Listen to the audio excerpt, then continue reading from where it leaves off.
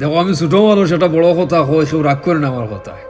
কোনো সময় বাপ চাচার ঝগড়ার মাঝে তুমি বাতি যাও আর বাতি জিও, তুমি কোনো শব্দ উচ্চারণ করিও না। তারা আফন মার পেটর ভাই, ঝগড়া করছো নি একটু পরে সপ্তাহ ঠিক হয়ে যাব, এখানে বইয়া একটু পরে চা খাইবা।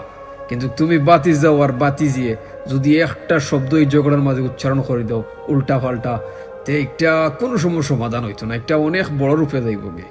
যে কারণে গিয়া চাচার মনে কষ্ট লাগে যাব যে আমার বাতি যায় আর বাতি জিয়ে এই কথাটা আমার হইল কিনা। যদি আমার বাইয়ে হয়ে দিত আমার কোনো দুঃখ আসিল না, কিন্তু আমার বাতি যায় আর বাতি দিয়ে এই শব্দটা হইল কিনা, যে কারণে দেখা যাইতে পারে যে বাই বাইয়ের সম্পর্কটা নষ্ট হয়ে যেতে পারে। তুমি বাতি যাও আর বাতি জিও, চাচারে বুঝাইবে, আব্বা তোমার আব্বারে বুঝাইবে, দুজনরে বুঝাইয়া দুজনরে গলাগলি করিয়া দিলে সমাধান সমাধান হয়ে যায়, সপ্তাহ সমাধান হয়ে যায়।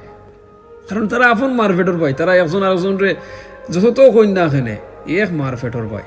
একজনরে যদি উল্টা পাল্টা কিচ্ছু কইলেন, তারপরে দেখা যায় যে গেতাইন আরেক গরো গেতাইন খান্দিরা বা চিন্তা করা যে আমি আমার বাইরে এই কথাটা খেনে কইলাম। তারা মায়া আছে ভাই বাইন্তর লাগে। তুমি বাতি যা বাতি জিয়ে একটু সাবধানে থাকিও, আর যদি ঝগড়া লাগেও তুমি তাই চেষ্টা করিও যে একটা সমাধান করার লাগে। তুমি তাই গিয়া ফাল্লানিত লাগিও না, নাহলে সপ্তাহ শেষ করে দিও।